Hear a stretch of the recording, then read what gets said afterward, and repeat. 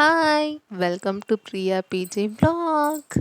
இன்றைக்கி நம்ம கொழுக்கட்டை எப்படி செய்கிறதுன்னு பார்க்கலாம். நான் இன்றைக்கி 5 டைப்ஸ் ஆஃப் கொழுக்கட்டை செய்கிறேன். முதல்ல இருந்தே பார்ப்போம். மாவு தயாரிக்கிறது அதுக்கு நான் அரிசி 1.5 கப்பு எடுத்து அதை நல்லா அலசிட்டு ஒரு 2 மணி நேரம் ஊற வைக்கணும். அதை நல்லா ஒரு வெள்ளை துணியில் போட்டு நல்லா காய வச்சுக்கலாம். இந்த அளவுக்கு நல்லா காஞ்சிருக்கணும், கையில் ஒட்டக்கூடாது. அதை நம்ம மிக்சர்லேயே அரைச்சிக்கலாம். அதுக்கப்புறம் ப்ரீ ஹீட் பண்ணிவிட்டு இந்த மாதிரி துணி போட்டு இந்த மாவை நம்ம ஆவி காட்டணும். ஒரு 10 நிமிஷம் அளவுக்கு அது வெந்தால் போதும். பேரலாக நம்ம மல்லாட்டையை நல்லா வறுத்துக்கலாம். தோல் உரித்து பார்த்தா ஊறிடும் அந்த மாதிரி. அதே மாதிரி எல்லையும் இந்த மாதிரி பொரிஞ்சு வரணும். பொரிஞ்சு அடங்கினோடனே நம்ம எடுத்து ஆற வச்சுக்கலாம். அதுக்குள்ளே நமக்கு இந்த மாவு தயாராகிடுச்சு. இதை நம்ம ஆற வச்சுக்கலாம். இப்போது இதை ஏலக்காய் நுணுக்கி வச்சுருக்கேன். தாளிப்பு கொழுக்கட்டைக்கு தாளிப்புக்கான பொருட்கள்: கடுகு, சீரகம், பருப்பு, மாவு ஆற வச்சது, வெல்லம், தேங்காய், தோல் உரித்து வச்சுருக்க வேர்க்கடலை, எள்.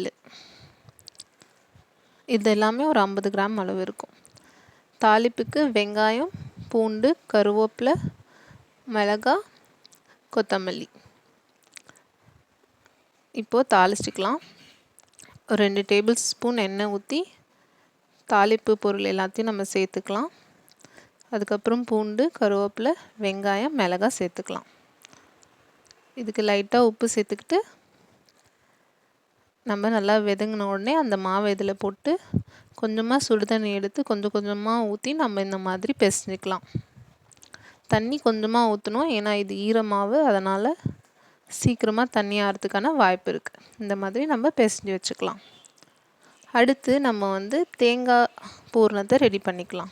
அதுக்கு முதல்ல கொஞ்சமாக தண்ணி ஊற்றி வெல்லத்தை போட்டுக்கலாம். வெல்லம் நல்லா கரைஞ்சி வந்ததும் தேங்காவை துருவி வச்சுருக்க தேங்காவை அதுக்குள்ளே போட்டுக்கிட்டு இந்த மாதிரி தண்ணியெல்லாம் நல்லா இதாகிற வரைக்கும் வச்சுக்கலாம். அடுத்து ஒரு அரை டம்ளர் தண்ணி, கொஞ்சம் அதிகமாகவே வச்சுக்கலாம். அதில் கொஞ்சமாக உப்பு சேர்த்துக்கலாம், வெல்லமும் சேர்த்துக்கலாம், ஏலக்காய் பொடி கொஞ்சம் சேர்த்துக்கோங்க. இந்த மாதிரி எல்லாம் கரைஞ்சி வந்ததும் கொஞ்சமாக தேங்காய் துருவல் சேர்த்துக்கிட்டு மாவை கொஞ்சம் கொஞ்சமாக நம்ம போட்டு போட்டு கிளறலாம். இது புடி ஸ்வீட் கொழுக்கட்டைக்காக. இந்த மாதிரி கொஞ்சம் கொஞ்சமாக கட்டி மட்டும் இல்லாமல் கொஞ்சம் கொஞ்சமாக போட்டு கிளறிக்கலாம். தேவையான மாவு கொஞ்சம் கெட்டி ஆகிற வரைக்கும் போட்டு கிளறிக்கலாம். சால்ட்டு ஒரு பிஞ்ச் போட்டால் போதும், நிறைய சால்ட் போட வேணாம். இந்த மாதிரி பார்த்துட்டு இன்னும் கொஞ்சோண்டு மாவு இதில் தூவிக்கலாம். தூவிட்டு இதை நம்ம ஆற வச்சு எடுத்துக்கணும். இதுலேயே ஓரளவுக்கு வெந்து வந்துடும். அந்த மாதிரி நல்லா மிக்ஸ் பண்ணிக்கிட்டு கொஞ்சம் தண்ணியாக இருந்துச்சுன்னா இந்த மாதிரி கொஞ்சம் மாவு கொஞ்சம் கொஞ்சமாக சேர்த்துக்கோங்க. சேர்த்துட்டு ஆற வச்சுக்கலாம்.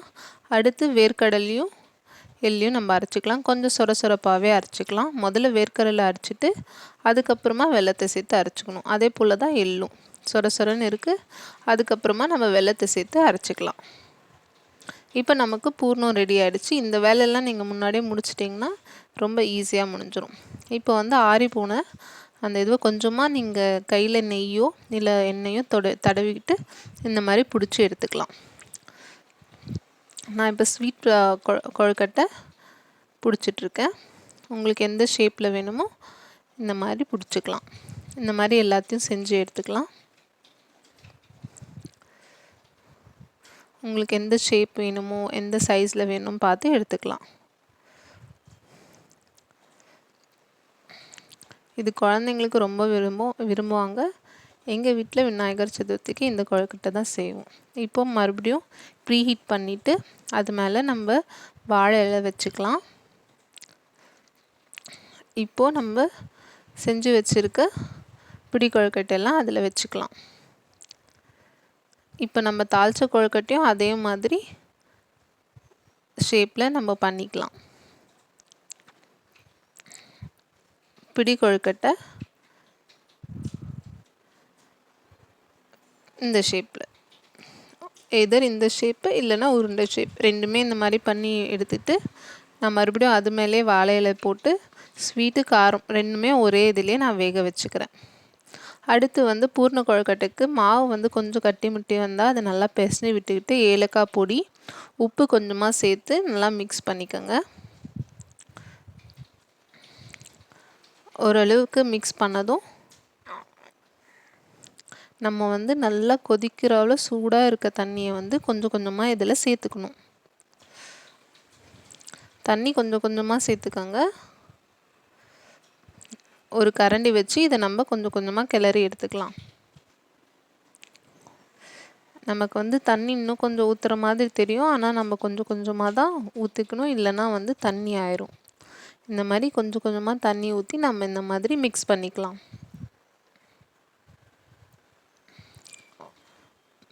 இது வந்து ஒரு 1.5 டம்ளர் தண்ணி அளவு இருக்கும்.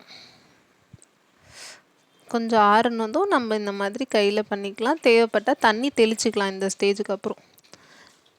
இப்போது நல்லா இந்த மாதிரி உருண்டை பிடிச்சி இந்த மாதிரி நல்லா ப்ரெஸ் பண்ணிக்கலாம். ரொம்ப மெலிசாகவும் வேணாம், ரொம்ப மோட்டாகவும் வேணாம். மெலிசாக இருந்தால் பிரிஞ்சுக்கும், ரொம்ப மோட்டாக இருந்தால் கொஞ்சம் வேகிறதுக்கு டைம் ஆகும். இந்த மாதிரி மீடியமாக பண்ணிக்கிட்டு நான் முதல்ல எள்ளு பூரணம் வைக்கிறேன். இந்த மாதிரி நல்லா ஷேப் பண்ணிக்கோங்க. நம்ம இப்போ ஃப்ரெஷ்ஷாக பண்ணி சுடு தண்ணியில் பிசைஞ்சனால விரிசல் அவ்வளோ வராது. இந்த மாதிரி வைங்க. பூர்ணம் ரொம்ப அதிகமாக வச்சாலும் கொழுக்கட்டை வந்து வெடிச்சிரும். அதனால் கரெக்டாக வச்சு லைட்டாக அப்படியே கொஞ்சம் அமுத்தி அதுக்கப்புறமா பிடிச்சிக்கலாம்.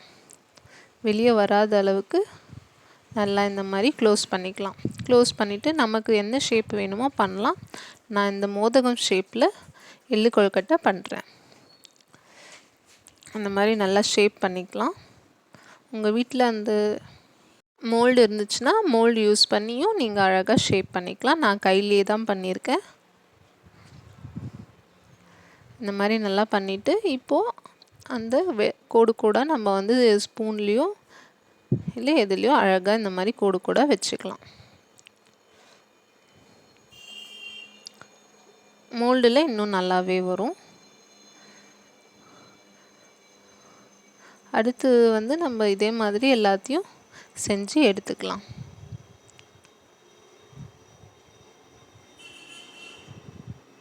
எங்கள் வீட்டில் எள்ளு போட்டு தான் படைக்க மாட்டோம். பூஜைக்கு வந்து வெல்லம் இல்லை வேர்க்கடலை இல்லை பிடி கொழுக்கட்டை இந்த மாதிரி தான் செய்வோம். உங்கள் வீட்டில் எப்படின்னு மறக்காமல் கமெண்ட் பண்ணுங்கள். இந்த ரெசிபி பிடிச்சிருந்தா நம்ம சேனலை சப்ஸ்கிரைப் பண்ணிக்கோங்க. இப்போ வந்து நம்ம வச்சுருந்த புடி கொழுக்கட்டை ரெடி ஆகிடுச்சு. ஒரு 10 நிமிஷத்துலேயே வந்து வந்துடும். தண்ணி தொட்டுட்டு நம்ம தொட்டு பார்த்தோன்னா நம்ம கையில் ஒட்டலைன்னா நல்லா வெந்திருக்குன்னு அர்த்தம். நமக்கு சுவையான பிடி கொழுக்கட்டை ரெடி ஆகிடுச்சு. அடுத்து வந்து நம்ம தேங்காய் பூர்ணம் வச்சு சிமிலர் டு நம்ம அது பண்ண மாதிரியே எள்ளு கொழுக்கட்டை பண்ண மாதிரியே இதுவுமே அதே மாதிரி பண்ணி நமக்கு தேவையான ஷேப்பில் வச்சுக்கலாம். நான் வந்து இது உருண்டையாக பண்ணிவிட்டு இந்த மாதிரி ஸ்பூனால் ஷேப் கொடுத்து நடுவில் வந்து ஒரு சின்ன விரலால் சின்ன குழி மாதிரி பண்ணியிருக்கேன். இதே மாதிரி எல்லாத்தையும் செஞ்சு எடுத்துக்கலாம். நான் வந்து எல்லாத்துலேயும் ஒரு 5 to 6 கொழுக்கட்டை எனக்கு வந்தது.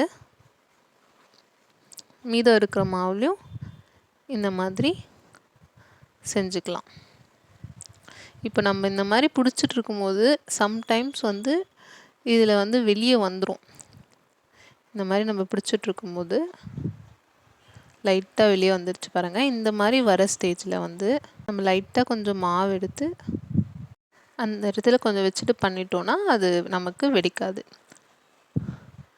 நீங்கள் வேறு ஷேப்லேயும் செஞ்சுக்கலாம். நான் இந்த மாதிரி சிம்பிளாக பண்ணியிருக்கேன். மோல்டு இருந்தால் மோல்ட்லேயும் பண்ணிக்கலாம். இப்போ லைட்டாக நான் இந்த மாதிரி தேங்காய் பூர்ணம் வச்சுருக்கிற கொழுக்கட்டை நான் இந்த மாதிரி ஷேப்பில் பண்ணி எடுத்திருக்கேன்.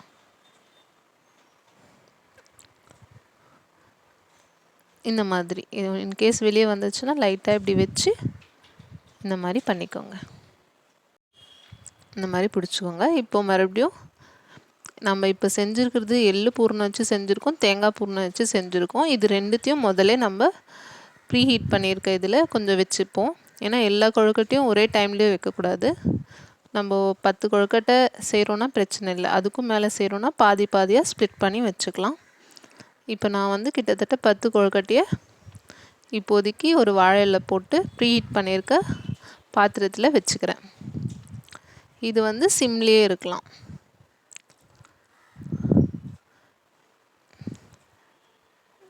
இந்த மாதிரி வச்சுட்டு நம்ம இதை க்ளோஸ் பண்ணிக்கலாம்.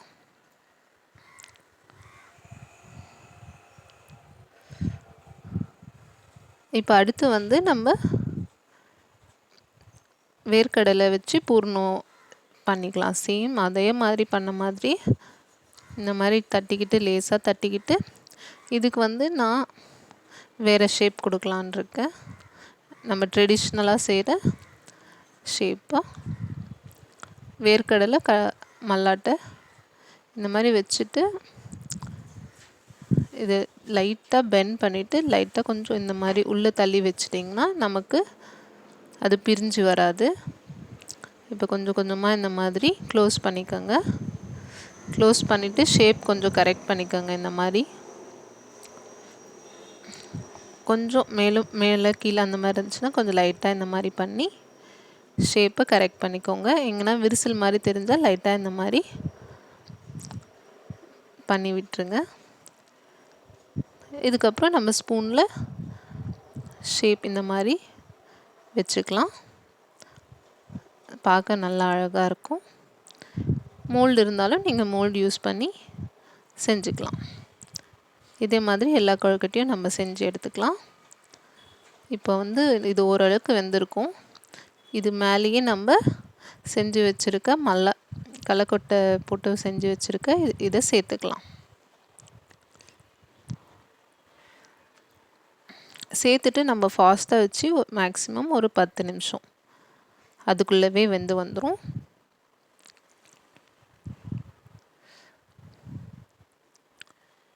சமமாக இருக்கணும். கீழே நம்ம இட்லி பாத்திரத்தில் வைக்கிறோன்னா சமமாக இருக்கணும்.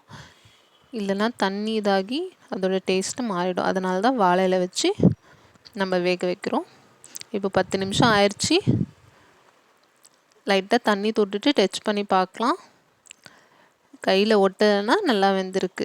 இது வந்து மாவை நம்ம ஆவி காட்டுறதுனால சீக்கிரமாகவே வெந்து வந்துடும். இந்த மாதிரி நம்ம தண்ணி எடுத்துட்டு கையில் தண்ணி தொட்டுட்டு இந்த மாதிரி நம்ம எடுத்து வச்சுக்கலாம். சுவையான கொழுக்கட்டை நமக்கு தயாராகிடுச்சு. இந்த விநாயகர் சதுர்த்திக்கு நீங்களும் உங்கள் வீட்டில் கண்டிப்பாக ட்ரை பண்ணி பாருங்கள். எப்படி இருந்துச்சுன்னு கமெண்ட் பண்ணுங்கள். ஏதாவது டவுட் இருந்துச்சுனாலும் கமெண்ட் பண்ணுங்கள். மறக்காமல் நம்ம சேனலை சப்ஸ்கிரைப் பண்ணுங்கள். ஏதாவது ஃபீட்பேக் இருந்தாலும் சொல்லுங்கள். ரொம்ப சாஃப்டாகவே இருந்தது, டேஸ்ட்டாகவும் இருந்தது. ஒரே மாவில் நம்ம 5 விதமான கொழுக்கட்டை செய்யலாம். தேங்க்யூ.